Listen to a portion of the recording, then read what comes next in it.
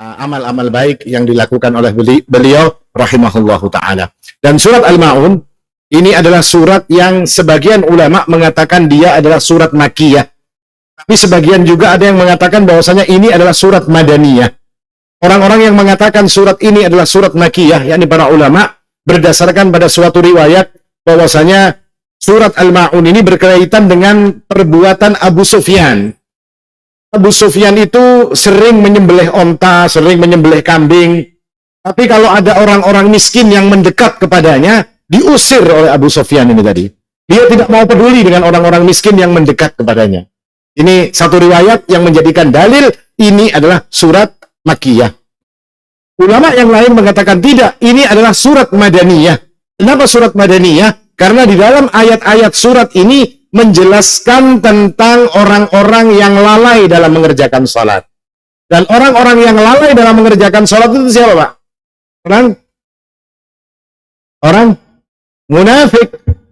Dan orang munafik itu adanya di Madinah, bukan di Makkah. Munafik itu adanya di Madinah. Maka berdasarkan itu mereka mengatakan surat ini adalah surat Madaniyah. Dan surat ini terlepas daripada perbedaan pendapat di kalangan para ulama, yang jelas surat ini membicarakan tentang sifat-sifat jelek yang dimiliki oleh seseorang. Kenapa Allah Subhanahu wa Ta'ala menjelaskan tentang sifat-sifat jelek? Agar manusia bisa menghindari, agar manusia itu tahu ini yang jelek. Kalau orang itu cuma tahu yang bagus, Pak, susah untuk tahu yang jelek. Tapi kalau orang sudah tahu yang jelek, gampang baginya untuk mengetahui sesuatu yang bagus. Jadi, karena kalau mencari bini yang jelek aja, Pak, supaya kemudian kita bisa melihat kalau bini bungas itu modelnya kayak ini. Nah, kayak itu, Pak. Jadi karena bisa nambah-nambah lagi ya. Kalau orang ini kalau melihat sesuatu yang jelek, akan menjadikan dia kenal dengan yang namanya sesuatu yang bagus. Nah, ini hikmah atau kandungan daripada surat ini. Dan bahkan Allah Subhanahu wa Ta'ala menjelaskan dalam surat ini berkaitan dengan sifat-sifat yang jelek tersebut. Allah sebutkan mereka itu sebagai orang-orang yang mendustakan agama. Kenapa disebut mendustakan agama? Nah, sesungguhnya agama itu menyuruh pada kebaikan. Agama itu menyuruh mengasihi anak yatim. Surat ini menjelaskan tentang orang yang menghardik anak yatim. Agama menyuruh kita berbagi kepada orang miskin. Surat ini menjelaskan orang-orang yang tidak mau memberi makan kepada orang miskin. Agama ini menyuruh kita untuk sholat yang bagus, sholat yang khusyuk. Tapi dalam surat ini Allah menjelaskan tentang orang-orang yang sholatnya lalai. Maka Allah Subhanahu wa Ta'ala mengingatkan dengan sifat-sifat jelek ini agar kita bisa mengambil hikmah, bisa terhindar dari perkara-perkara yang jelek untuk menjalankan perkara-perkara yang bagus. Bahkan Allah Subhanahu wa Ta'ala mengatakan mereka itu adalah pendusta agama. Kenapa dikatakan pendusta agama? Karena agama menyuruh yang baik, kita melakukan sebaliknya. Ketika agama menyuruh kita untuk berbuat saleh, lalu kita berbuat sebaliknya, maka kita adalah orang-orang yang mendustakan agama. Ini gambaran umum daripada surat ini. Ulama lain mengatakan bahwasanya surat ini adalah surat yang berupa kecaman kepada orang-orang Quraisy. Kenapa orang-orang Quraisy dikecam oleh Allah Subhanahu wa Ta'ala? Karena mereka ini mempunyai sifat-sifat buruk sebagaimana yang ada di dalam surat Al-Ma'un. Sedangkan orang-orang Quraisy adalah orang-orang yang Allah berikan kepada mereka ini nikmat. Kalau kita baca surat Al-Quraisy, li'ilafi Quraisy ilafihim rihlatash shita'i was-shaif, perjalanan mereka ke Syam dan ke Yaman itu aman. Falya'bud rabb hadzal bait alladzi at'amahum min ju' wa amanahum min khauf. Mereka itu dijaga oleh Allah Subhanahu wa Ta'ala, tidak pernah kelaparan dan mereka tidak pernah takut. Bahkan musuh-musuh mereka yang takut kepada orang-orang Quraisy. Kenapa mereka takut kepada orang-orang Quraisy? Nah, kata musuh-musuh orang Quraisy, jangan macam-macam dengan orang Quraisy.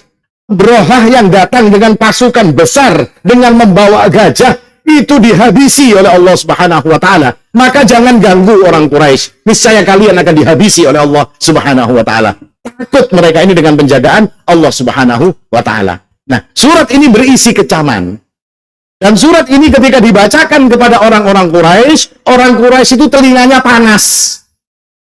Jadi kalau surat ini dibacakan sambil berlagu-lagu itu tidak aneh sedikit, Pak. Ya, karena surat ini kecaman, surat bermamai kepada orang Quraisy. mereka telinganya panas kalau mendengarkan surat Al-Ma'un ini. Kenapa telinga mereka panas? Karena aib mereka berupa kejelekan dibongkar oleh Allah Subhanahu wa Ta'ala. Ini muqaddimah daripada surat Al-Ma'un. Maka kita masuk kepada ayat yang pertama. Allah Subhanahu wa Ta'ala berfirman, A'udzubillahi minasyaitonirrajim. Bismillahirrahmanirrahim. Ara'aital ladzi yukadzibu bid-din. Tahukah kalian siapa itu pendusta agama? Allah buka dengan sebuah pertanyaan. Pertanyaan yang kemudian akan dijelaskan oleh Allah Subhanahu wa Ta'ala. Allah katakan mereka sebagai pendusta agama. Kenapa orang disebut sebagai pendusta? Karena mereka itu tahu tentang kebenaran agama, akan tetapi mereka justru mengingkari. Tahu mereka dengan agama Islam ini yang dibawa oleh Rasulullah. Tahu mereka dengan Al-Quran. Al-Quran itu benar. Agama ini benar. Tapi mereka mendustakan. Yang namanya dusta itu tahu tapi bepadah kada tahu. Pak, ini masjid apa, Pak? Masjid Al-Jihad Jar Sidin. Berarti Sidin berdusta kalau. Padahal Sidin tahu kalau masjid ini masjid Rahim. Tapi kalau saya misalnya kada tahu ini masjid apa, saya masuk saja ke masjid ini terus pian tanya, Pak, ini masjid apa? Pada tahu seorang masjid ini. Apakah saya berdusta? Tidak. Kenapa? Karena saya memang tidak tahu. Ya, yang disebut berdusta itu karena mereka tahu lalu mereka mengingkarinya. Itulah yang disebut dengan sebuah kedustaan. Apa buktinya bahwasanya mereka ini berdusta? Walid bin Mughirah itu senang dengan bacaan Al-Quran Nabi. Orang ini sering datang kepada Rasul SAW untuk mendengarkan bacaan Al-Quran. Lalu ketika seluruh orang-orang Quraisy mengatakan bahwasanya yang dibaca oleh Muhammad itu adalah syair, yang dibaca oleh Muhammad sallallahu alaihi wasallam adalah mantra-mantra sihir, maka Walid bin Mughirah membela Rasul sallallahu alaihi wasallam. Dia mengatakan bahwasanya aku adalah orang yang ngerti dengan sihir. Dan apa yang dikatakan oleh Muhammad sallallahu alaihi wasallam itu bukan mantra sihir. Aku orang yang paling ahli dengan syair. Dan apa yang dikatakan oleh Muhammad sallallahu alaihi wasallam itu sedikit pun bukan syair. Dia itu lebih baik daripada syair. Ada rasa manis dalam bacaan-bacaan yang dibacakan oleh Muhammad sallallahu alaihi wasallam. Begitu jatuh cinta dia dengan bacaan Rasul sallallahu alaihi wasallam. Sampai kemudian seorang celaka dari suku Bani Makhzum yang bernama Abu Jahal datang kepada Walid bin Mughirah. Dia melihat Walid bin Mughirah ini kok sudah jatuh cinta kepada Rasul sallallahu alaihi wasallam. Kalau Walid bin Mughirah ini masuk Islam, maka seluruh Bani Makhzum akan masuk Islam. Maka kata Abu Jahal, ini bahaya. Kalau sampai Walid masuk Islam, sudah selesai. Bani Makhzum akan masuk Islam semua. Kenapa? Karena Walid bin Mughirah ini adalah pemimpin besarnya Bani Makhzum. Maka kemudian Abu Jahal punya trik. Dia datangi Walid bin Mughirah. Lalu dia mengatakan, wahai Walid, ini orang-orang ini semua mengumpulkan duit. Gasan apa? Ujar Walid bin Mughirah. Gasan inti. Walid bin Mughirah ini kaya raya, Pak. Kebunnya dari Mekah sampai Taif. Waduh, 100 km jauhnya kebun ini. Terpampang dari Mekah sampai Taif. Itu kebunnya aja. Belum lagi hartanya yang lain. Banyak sekali. Luar biasa kayanya. Ini oligarki orang ini. Ya kalau hari ini kan namanya, kalau sugih bandar itu kan oligarki. Ya kalau. Ini. Terus dikatakan, orang-orang mengumpulkan duit untuk apa? Untuk ngasih duitnya ke ente. Tersinggung nggak, Pak? Kira-kira, Pak? Tersinggung Walid bin Mughirah. Kenapa saya mau dikasih duit? Nah, soalnya kita ini melihat ente ini kayaknya kada berisi duit. Kenapa kada berisi duit? Nah, ikam pindah beparak terus lawan Muhammad supaya dapat duit dari Abu Bakar. Kalau Abu Bakar kan sugih, supaya ikam diberi duit lawan Abu Bakar. Utsman itu berduit supaya ikam diberi duit lawan Utsman, diberi duit lawan Umar bin Khattab. Ya kan? Maka kami tidak menginginkan itu, wahai Walid. Makanya kami mengadakan donasi untuk menjulung duitnya lawan ikam, supaya ikam gak ada minta lagi lawan kelompoknya Muhammad sallallahu alaihi wasallam. Mamuk si Walid bin Mughirah ini. Kalau begitu, kalau memang tidak seperti itu, maka tolong kamu katakan, kata Abu Jahal. Abu Jahal ini pintar, raja akal, Pak. Seperti itu tidak betul, maka katakan sekarang. Dan katakan bukan di sini, katakan di Ka'bah, di mana orang-orang akan berkumpul, bahwasanya apa yang dikatakan oleh Muhammad itu sesungguhnya tidak benar. Apa yang dikatakan oleh Rasul sallallahu alaihi wasallam itu tidaklah berasa manis, tidaklah menikmatkan hati ketika dia dibacakan oleh Muhammad sallallahu alaihi wasallam. Kalau kayak gitu, aku akan membacakannya. Aku akan bersuara nanti di Ka'bah. Makanya ada di dalam surat Al-Mudaththir yang thumma qutila kaifa qaddar thumma nadhar. Dia mikir lagi, thumma abasa wa bashar, thumma adbara wastakbar, faqala in hada illa sihrun yu'thar, in huwa illa sihr, in hada illa sihrun yu'thar, in huwa illa sihrun yu'thar, in hada illa qaulul basar. Artinya bahwasanya yang dibacakan Muhammad itu adalah sihrun yu'thar, sihir yang dipelajari, dan dia adalah perkataan manusia biasa. Berubah perkataannya, Pak. Dari yang pertama jatuh cinta dengan kata-kata Al-Quran, dari pertama yang senang mendengarkan Al-Quran, lalu dia mengatakan, perkataan Muhammad, wahai saudara-saudara, adalah sihir, kata dia. Padahal di awal dia mengatakan, saya tahu tentang sihir, perkataan Muhammad bukan sihir. Saya tahu tentang syair, perkataan Muhammad bukan syair. Tapi pada saat itu dia mengatakan, perkataan Muhammad adalah perkataan sihir, dan apa yang dia katakan merupakan perkataan manusia biasa, yang semakna dengan syair. Maka dia dikatakan sebagai orang-orang yang celaka, orang-orang yang mendustakan agama. Pada saat mereka itu faham tentang agama, tapi mereka mengingkari apa yang mereka pahami. Pelajarannya buat kita, Pak. Ketika seseorang itu sudah paham tentang agama, sudah ngerti tentang agama, sudah jelas bagi dirinya tentang masalah-masalah di dalam agama ini, lalu dia langgar. Sama dengan Walid bin Mughirah, meskipun derajatnya masih lebih kecil, lebih sedikit, sampai kafir kita ini ibaratnya. Tidak seperti Walid bin Mughirah. Nah, ini pelajaran buat kita. Hati-hati, orang-orang yang mengingkari apa yang mereka fahami, apa yang mereka ketahui, sama dengan orang-orang yang mendustakan agama Allah Subhanahu wa ta'ala. Dan dalam ayat ini Allah Subhanahu wa ta'ala mengatakan, ara'aital ladzi yukadzibu bid-din. Kalimat ad-din itu dimaknai paling tidak ada dua makna. Makna yang pertama adalah mendustakan agama. Ad-din bermakna agama. Jadi orang-orang ini mendustakan agama sebagaimana cerita Walid ibn Mughirah. Makna yang kedua dari kalimat ad-din adalah hari pembalasan. Ara'aital ladzi yukadzibu bid-din. Kalau kita melihat di terjemahan Al-Quran, itu terjemahannya, tahukah kalian orang-orang yang mendustakan agama? Tapi para ahli tafsir mengatakan ada makna lain. Ad-din bermakna hari pembalasan.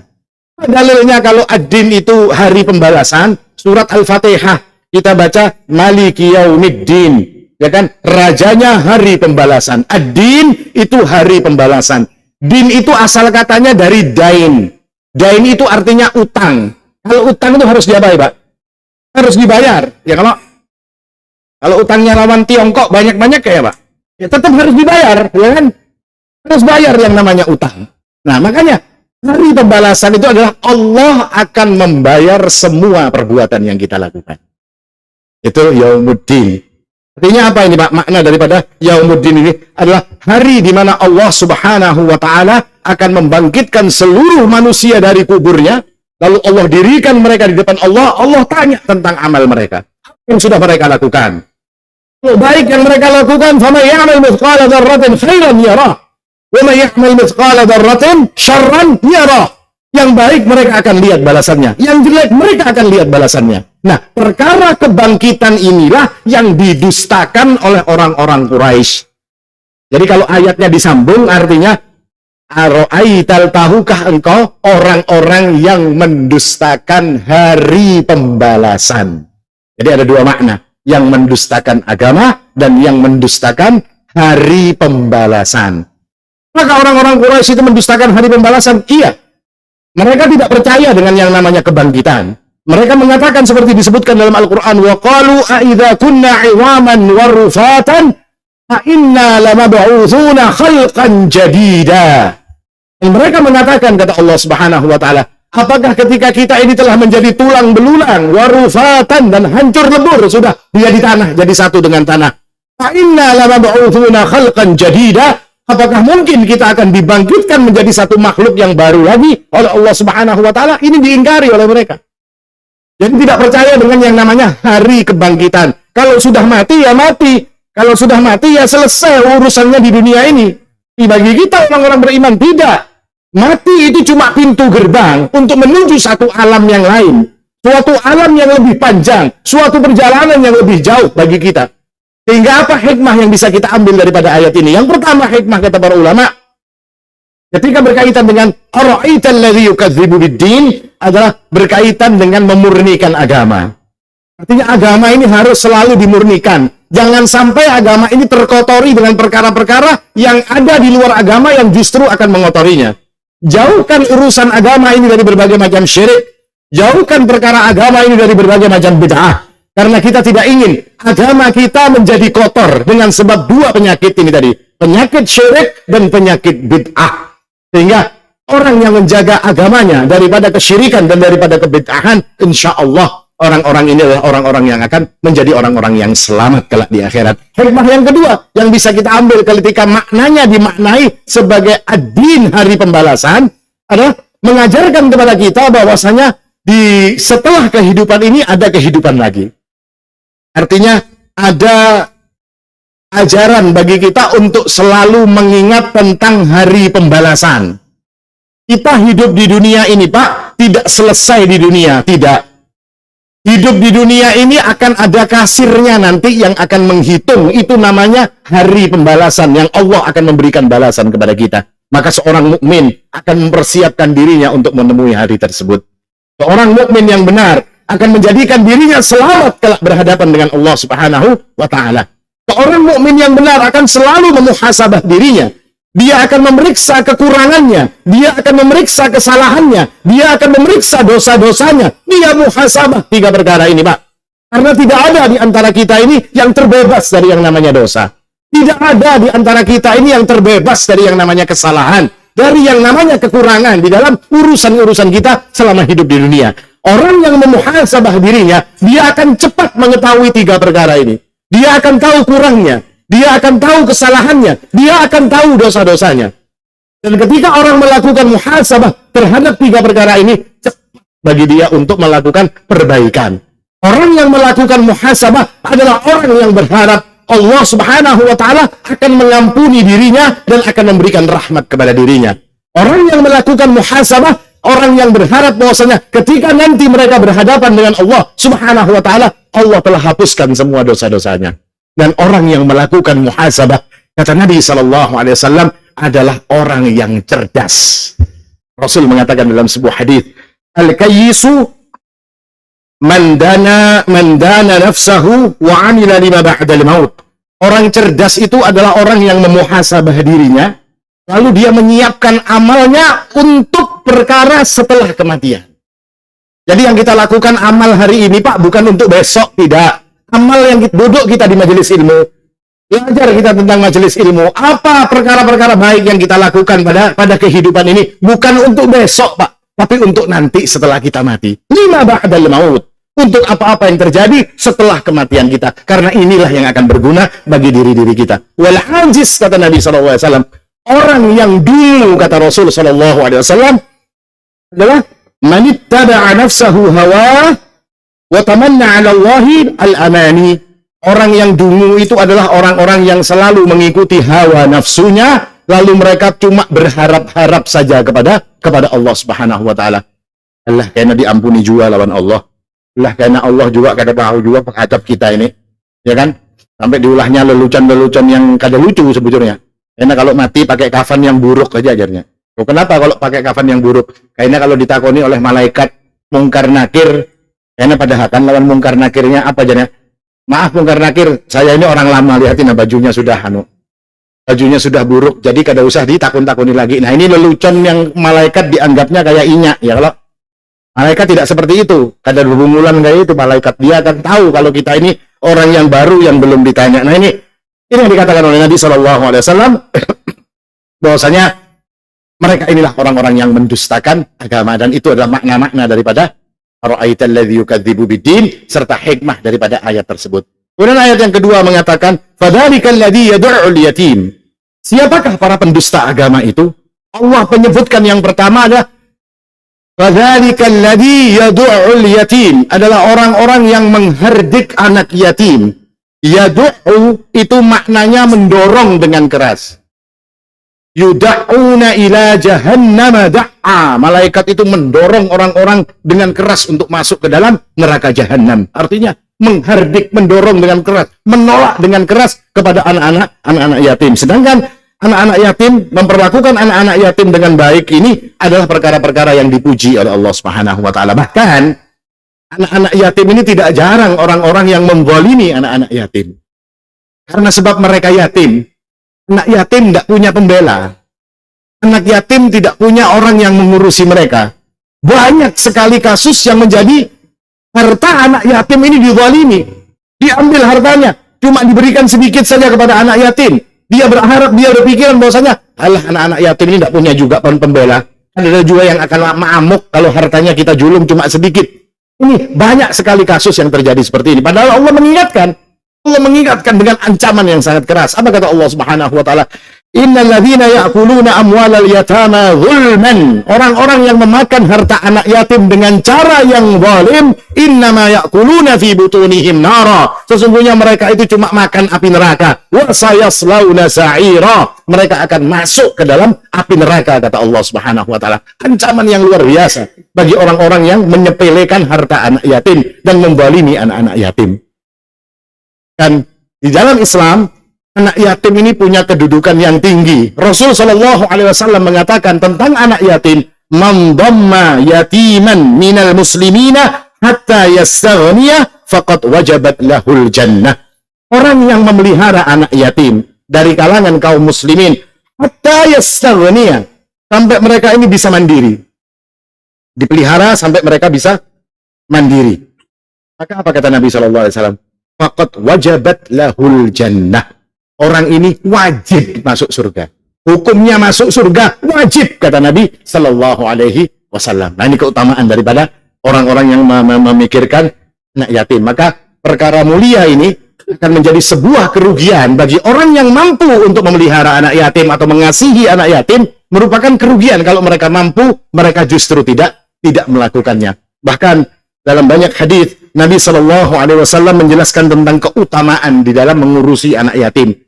Saya singkatkan saja karena saya pengajiannya di sini sekali-sekali aja kalau Pak. Jadi singkat-singkat aja. Kalau dijelaskan ini bisa 2-3 kali pertemuan. Jadi ulun singkat. Di antara keutamaan anak yatim adalah Rasul mengatakan ana wa kafilul yatim fil jannati kahatain. Saya seperti ini, dekat dengan Rasulullah nanti di surganya Allah Subhanahu wa taala. Ini salah satu keutamaan. Nah, kita kepingin dekat dengan Rasul sallallahu alaihi wasallam. Kita ini nonton bola, pian kalau nonton bola kepingin yang di bawah para kelapangan apa kepingin yang di atas, Pak? Hah? Antum diajak nonton bola misalnya, atau nonton apa itu konser apa itu namanya? Yang pindah rame itu, Pak? Coldplay. Nah, misalnya antum ini ketujuh musik ya. Hendak nonton Coldplay misalnya. Hendak nang di kelihatan seini aja penyanyinya apa minta di muka panggung? Yang para panggung, Bro. Kalau perlu di atas panggungnya kita, ya kan? Nah, ini dengan Rasulullah kahatain, kata Nabi sallallahu alaihi wasallam. Seperti ini kata Nabi sallallahu alaihi wasallam. Apa jalannya? Mengasihi anak-anak yatim. Makanya saya itu selalu mengatakan, Pak, sering saya mengatakan, kita ini kadang-kadang kalau urusan bersedekah, urusan ngasih bantuan, itu cuma tujuannya senang dengan bangunan-bangunan fisik. Kalau sudah disuruh bangun masjid, duitnya nyaman keluar. Ya, tapi kalau sudah untuk urusan anak yatim, nyaman masjid, jar kita. Kenapa? Masjid itu ada wujudnya, amalnya jariah. Yang kira memberi anak yatim itu kan ada jariah. Biar kasih makan kepada mereka ini. Jadi daging makanannya. Besar mereka nanti. Setelah besar mereka beribadah kepada Allah Subhanahu wa taala. Mereka kita sekolahkan, kita berikan berbagai macam kepada mereka. Semua yang mereka lakukan akan menjadi jariah bagi kita. Lalu itu diajarkannya lagi kepada orang lain. Jadi jariah lagi kepada kita. Kalau masjid umurnya paling 100 tahun, Pak, dibongkar sudah. Kan ada lagi jariah pian habis, ya kan? Tapi kalau urusan anak yatim terus menerus. Ini kadang-kadang kita lupa. Kita ini senangnya kan kalau bangun masjid, wah, Masya Allah, ancap, ya kan? Ini perlu dana 5 miliar, 3 minggu selesai, ya kan? Tapi kalau untuk urusan anak yatim, tengalih sedikit. Sampai kadang-kadang anak yatimnya kuciak-kuciak kelaparan. Ini. Itu sama, jariah yang luar biasa. Jariah hidup ini, Pak. Hidupnya nanti. Terus diajarkan ke sana kemari, anak yatimnya jadi anak soleh, mengajarkan kepada fulan, terus itu sampai hari kiamat kita akan mendapatkan pahala daripada kebaikan ini tadi. Yang kedua kata Nabi, kalau pian ingin menjadikan rumah pian itu adalah rumah yang paling baik, maka adakan anak yatim di dalam rumah tersebut. Kalau ulun semuanya yatim di rumah ulun ini baik. Di ulun yatim, bini ulun yatim juga. Ya. Kata Nabi SAW, khairu buyutikum baitun fihi yatimun mukram. Sebaik-baiknya rumah, kata Rasulullah, itu ada rumah yang di dalamnya ada anak yatim yang yukram. Yukram itu apa? Dimuliakan. Kalau kita kan kadang-kadang lain, kalau Pak. Kalau sudah anak yatim, dijadikan babu anak yatimnya. Disuruh-suruh anak yatimnya. Jangan ikam angkat ini, ikam angkat akan, ya kan? Anaknya tidak boleh, disuruhnya si anak yatim. Ikam di sini sudah numpang aja ya, kalau makani ke sekolah akan, angkat akan ini, jangan anakku nama angkat. Mah tidak, bukan seperti itu. Yatimun yukram. Anak yatimnya ini dimuliakan. Kenapa dimuliakan? Karena harus ada dalam pikiran kita, ini tiket saya untuk menuju surga. Pian tiketnya Coldplay itu tadi pian simpan di dalam dompet rapi-rapi supaya kada hilang ya kalau. Kira-kira kayak itu kalau Pak. Jangan di tiketnya Coldplay, sudah tiketnya apa lah misalnya ya kalau. Tiketnya Formula E aja anggap ya kan. Tiketnya Formula E disimpan di dompet supaya kada hilang. Ini tiket menuju surganya Allah Subhanahu wa taala. Bukan sembarang tiket ini, tiket menuju surganya Allah. Maka dia harus dimuliakan. Ini satu keutamaan lagi. Lalu Nabi mengatakan, kalau kita ini hatinya keras, gampang bermamai, susah untuk menangis, susah untuk khusyuk, susah untuk menjadi orang yang gampang tersentuh, kata Nabi SAW, ada rumusnya. Rumusnya itu apa? Kata Nabi SAW, "Inna rajulan syaka ila Nabi SAW qaswata qalbih." Ada seseorang yang mengeluhkan kepada Nabi, "Ya Rasulullah, hati saya ini kok keras. Hati saya ini diceritai tentang azab tidak takut. Hati saya ini membaca ayat-ayat tentang neraka, bulu kuduk saya tidak berdiri. Melihat segala sesuatu yang menakutkan, saya tidak takut. Melihat sesuatu yang menyakitkan, saya tidak pernah kasihan. Apa caranya, wahai Rasulullah?" Maka Nabi mengatakan, "Idza aradta talina qalbak, talina qalbik, fa'at'imil miskin, wamsah ra'sal yatim." Kalau kamu ingin melembutkan hatimu, kata Nabi SAW, berikan makan kepada orang miskin. Ya kan? Orang miskin itu dikasih makan. Oh, Masya Allah, ini kalau makan, Pak, lahap banarnya kalau makan. Terus kita melihat, Masya Allah, diberi nikmat dia untuk lahap makan. Kita ini susah untuk makan lahap. Ya kan? Makan kebanyakan parutnya sakit, mahnya kumat. Ya kan? Makan kedikitan salah juga. Seraba salah kalau kita ini. Lihat anak-anak yatim, orang-orang miskin itu kalau makan. Masya Allah, kita akan nikmat melihat dia itu makan. Wamsah ra'sal yatim. Dan ini, apa namanya ini? Diusap. Kepala anak yatim itu diusap. Model diusap-usap itu model ya, sambil dirasakan di dalam hati kita ini, Pak. Dikonekkan dengan hati kita. Nah, itu kata Nabi, engkau akan bisa untuk menjadikan hatimu itu lembut.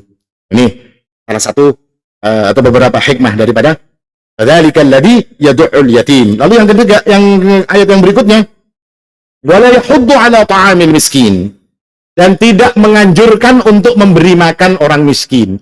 Seperti tadi kisah Abu Sufyan, orang-orang Quraisy itu tidak mau ngasih makan orang miskin. Bukan hanya tidak mau kasih makan, bahkan menganjurkan untuk kasih makan saja mereka tidak mau.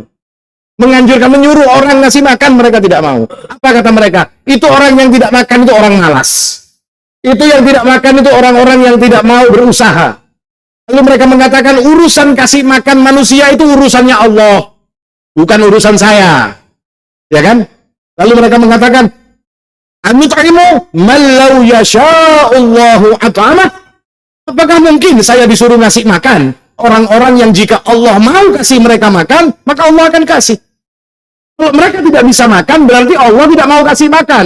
Itu bukan urusan saya, itu urusannya Allah Subhanahu wa ta'ala. Saya tidak mau ngurusi orang-orang yang kelaparan. Ya, ini perkataan daripada orang-orang Quraisy pada saat itu. Ini dicela oleh Allah Subhanahu wa taala. Wa la yahuddu 'ala ta'amil miskin. Dan kalimat ta'amil miskin itu yang dipakai dalam ayat ini, kalimat memberi makan itu ada dua, Pak. Ada it'amul miskin, ada ta'amul miskin. Apa bedanya? Kalau it'amul miskin, itu kita memberi makan dengan harta kita. Pian berisi harta, pian berikan makan, jadikan makanan, pian kasih kepada orang miskin. Itu kita it'amul miskin. Dalam ayat ini bukan it'amul miskin. Apa dalam ayat ini? Ta'amul miskin. Kalau ta'amul miskin, ini idhafah. Artinya apa? Makanan itu milik anak miskin ini tadi, milik orang miskin ini tadi. Apa hikmahnya, Pak? Hikmahnya dalam harta kita itu ada haknya orang miskin. Jujur, Pak. Dalam harta kita ada haknya orang miskin. Wa fi amwalihim haqqum ma'lum, kata Allah Subhanahu wa taala. Lis-sa'ili wal mahrum. Dalam harta kita itu ada hak-haknya orang miskin. Ya kan? Bagi orang-orang yang meminta, orang-orang yang miskin, wal mahrum, dan orang-orang yang tidak dapat bagian, sehingga mereka atau dikatakan tidak mau meminta. Ada hak mereka ini tadi. Dan itu adalah haknya Allah Subhanahu wa taala. Dalam harta kita ada haknya Allah. Dan hak Allah itu Allah perintahkan untuk berikan kepada orang-orang fakir dan orang-orang miskin. Makanya suatu hari ada seorang badui datang kepada Nabi SAW. Baduinya ini agak kurang ajar juga. Dia ngomong seperti ini, Pak. Ya Muhammad, atini min malillahi alladhi indak. Innahu laysa min malika wala min mali abik. Wahai Muhammad, kata dia sallallahu alaihi wasallam, berikan kepadaku hartanya Allah yang kamu simpan. Karena sesungguhnya harta itu bukan hartamu dan juga bukan harta bapakmu, kata dia. Oh, kira-kira pian kalau ada orang kayak itu ya, Pak? Lapau aja ini sudah minta kurang ajar. Tapi benar yang dikatakannya, bahwasanya pada diri manusia itu ada hartanya Allah yang bukan milik kita dan bukan milik bapak kita. Dan itu harus dikeluarkan. Maka apa kata Nabi SAW? Berikan kepadanya harta milik Allah Subhanahu wa taala. Nah ini. Artinya pelajarannya dalam harta kita itu ada milik orang-orang miskin yang atau milik orang-orang yang membutuhkan, maka itu yang harus kita berikan. Salah satunya dengan menjadikan itu sebagai harta untuk memberi makan kepada orang-orang miskin. Dan orang-orang yang memperhatikan orang-orang miskin ini, Pak, Masya Allah. Suatu hari Nabi SAW pernah bertanya kepada para sahabatnya, siapa hari ini yang menghadiri jenazah? Abu Bakar mengatakan, saya wahai Rasulullah. Siapa hari ini yang puasa? Saya wahai Rasulullah. Siapa hari ini, kata Abu Bakar, kata Rasulullah SAW, siapa yang pada hari ini menjenguk orang sakit? Saya wahai Rasulullah. Siapa yang ngasih makan orang miskin? Saya wahai Rasulullah, kata Abu Bakar As-Siddiq. Maka Nabi mengatakan, faman at'ama minkumul yawma miskinan, saya wahai Rasulullah. Siapa yang memberi makan orang miskin pada hari ini? Saya, kata Abu Bakar. Maka Nabi mengatakan, majtama'na fimri'in illa dakhalal jannah.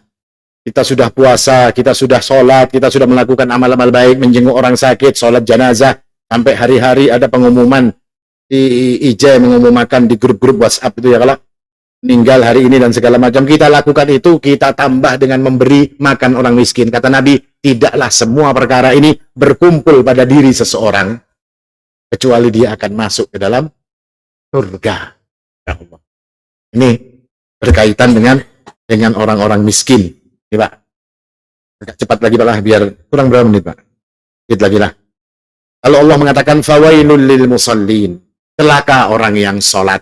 Nah, ayat ini yang dikatakan sebagai dasar mengatakan surat ini adalah surat Madaniyah. Tapi kalau dikatakan surat Madaniyah memang tidak tepat. Yang tepat adalah surat ini surat Makkiyah. Surat yang turun di Mekah berkaitan dengan orang-orang Quraisy. Dan di dalam ayat ini Allah mengatakan fawailul lil musallin. Laka orang-orang yang sholat. Artinya musallin ini adalah orang yang rajin mengerjakan sholat, Pak.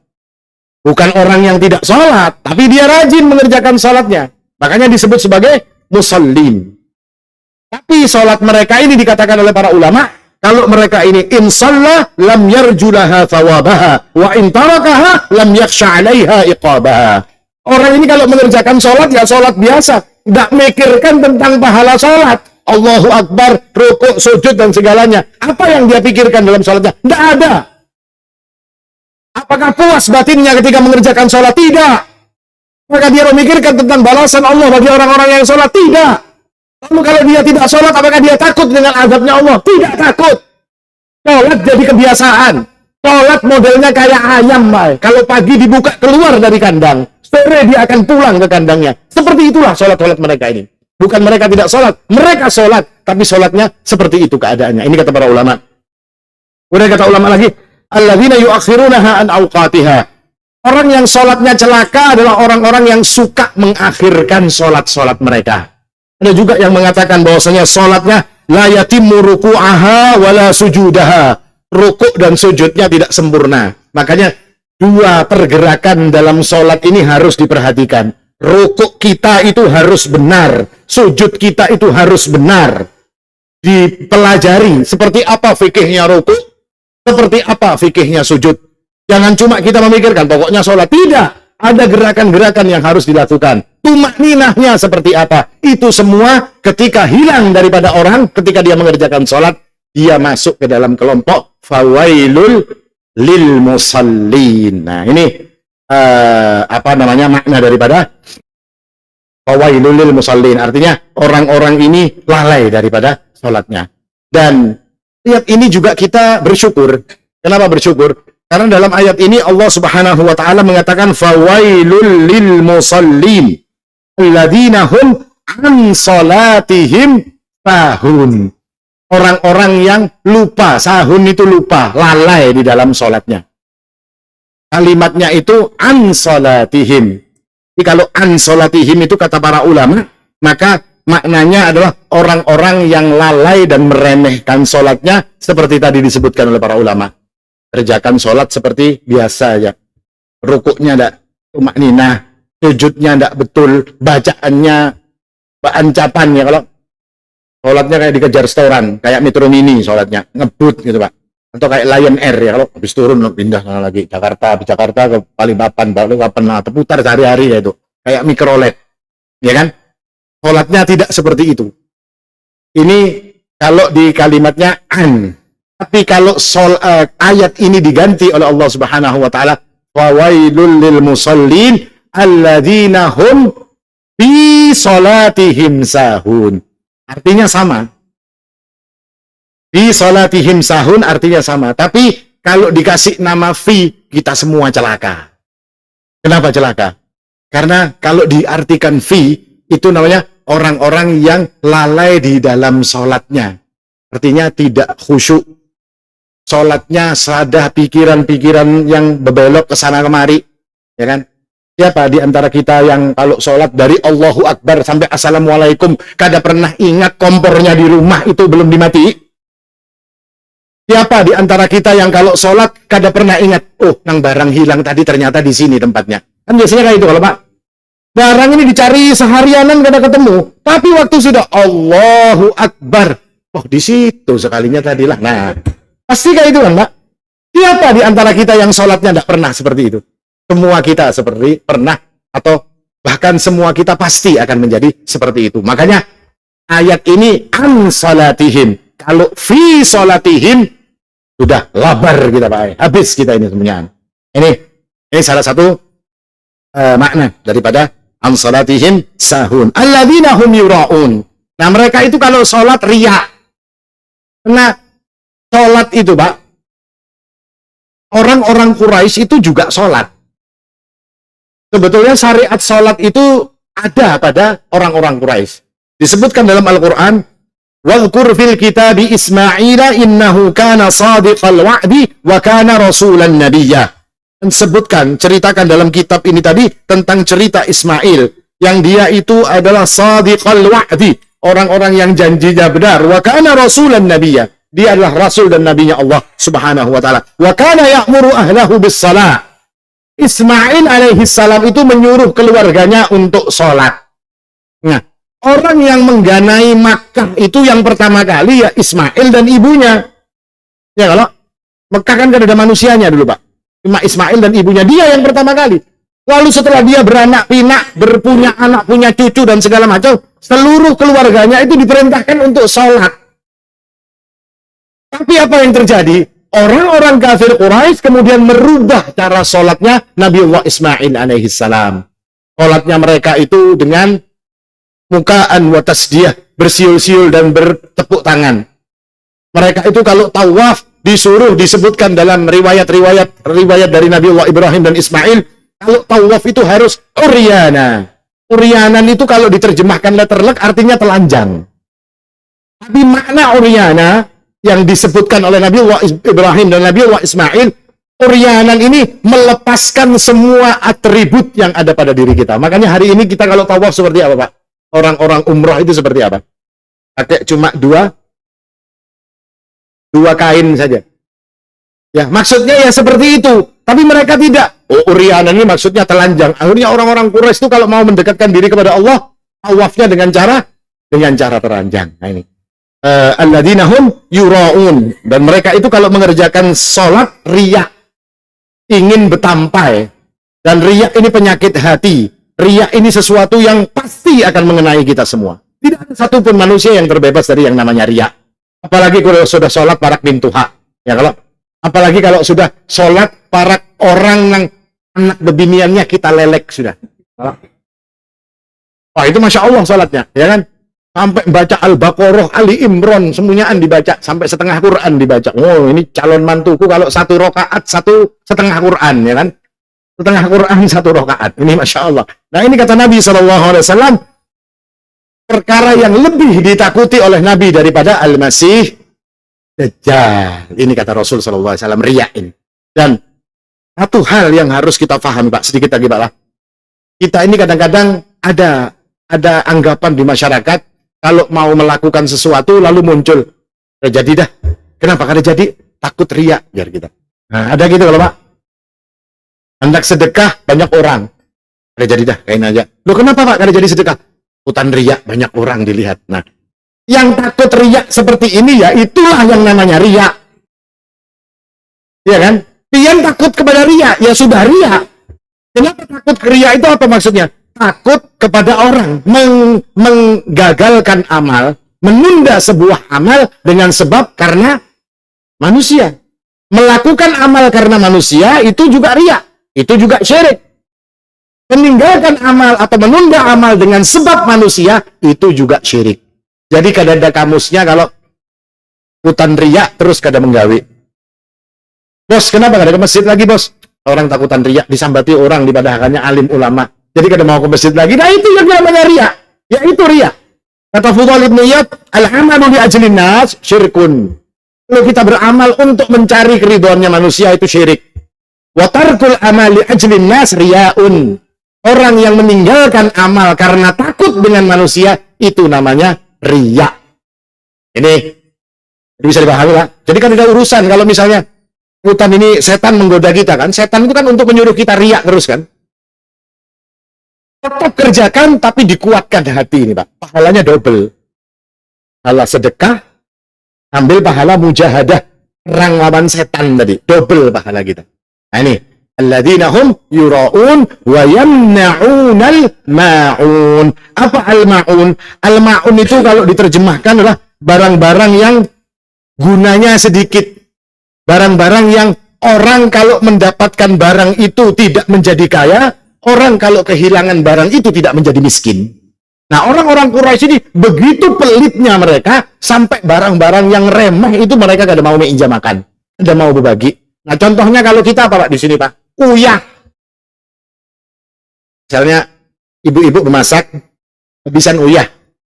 Dapurnya besampuk lawan kawannya. Isi uyah kah minta sedikit Bang, koler ke warung. Uyah ini ma'un. Kenapa? Orang yang membariakan uyah tadi, kadang mungkin jadi miskin gara-gara anak jadi miskin semana hari ini Pak. Kenapa? Gara-gara membariakan uyah misalnya. Terus orang yang dibari uyah pun tidak mengatakan anak jadi sugih hari ini. Kenapa? Dibari uyah lawan orang sebelah. Tidak ada orang seperti itu. Nah ini namanya ma'un. Artinya perkara-perkara yang remeh. Ini mengajarkan kita apa Pak? Mengajarkan kalau kita ini perkara-perkara yang remeh itu hendaknya kita berlapang dada. Artinya gampang untuk berbagi dengan perkara-perkara yang remeh ini tadi. Meskipun para ulama juga ada yang mengatakan seperti Ibnu Mas'ud juga mengatakan seperti kapak, pisau, minjam lading, minjam kapak, minjam gergaji, minjam obeng, minjam kunci Inggris. Ya kalau misalnya Anda membujurakan ledeng kita ini pada berisi kunci Inggris, tetangga berisi kunci Inggris, minjam bang kunci Inggris, itu namanya ma'un. Kalau diinjami kunci Inggrisnya aja, ada enggak? Maka semalam ada hilang, ada tahu kemana kan? Nah ini yamna'un al-ma'un. Perkara-perkara yang ringan kata Ibnu Mas'ud seperti ember, timba, ya kan? Barang-barang yang remeh-remeh itu apa? Barang-barang yang remeh, ya kan? Yang kadada kadada nilainya bagi kita ketika kita menginjamkan kepada mereka. Nah, itu disebut ma'un. Nah, orang-orang Quraisy itu tidak mau melakukan yang seperti ini. Mereka senang. Kalau ada orang misalnya hendak membuka ledengnya lawan kunci Inggris kada kawa, inya himung melihat orang kada kawa. Nah, makanya ikam kada ko injami, ya kalau biar tahu rasa ikam ini. Nah, seperti ini namanya al-ma'un dan itu dilarang di dalam syariat kita. Ini kira-kira Pak tafsir singkat surat Al-Ma'un yang sebagaimana juga sering disebutkan oleh Kiai Haji Ahmad Dahlan rahimahullahu taala. Mudah-mudahan kita bisa menjadikan ayat-ayat yang ada di alam surat Al-Ma'un ini kita hindari, justru kita melakukan yang sebaliknya daripada surat Al-Ma'un. Ini kira-kira aqulu qouli hadza wal haqqu 'indallah. Subhanakallahumma bihamdik asyhadu an la ilaha illa anta astaghfiruka wa atubu ilaik. Wassalamu alaikum warahmatullahi wabarakatuh.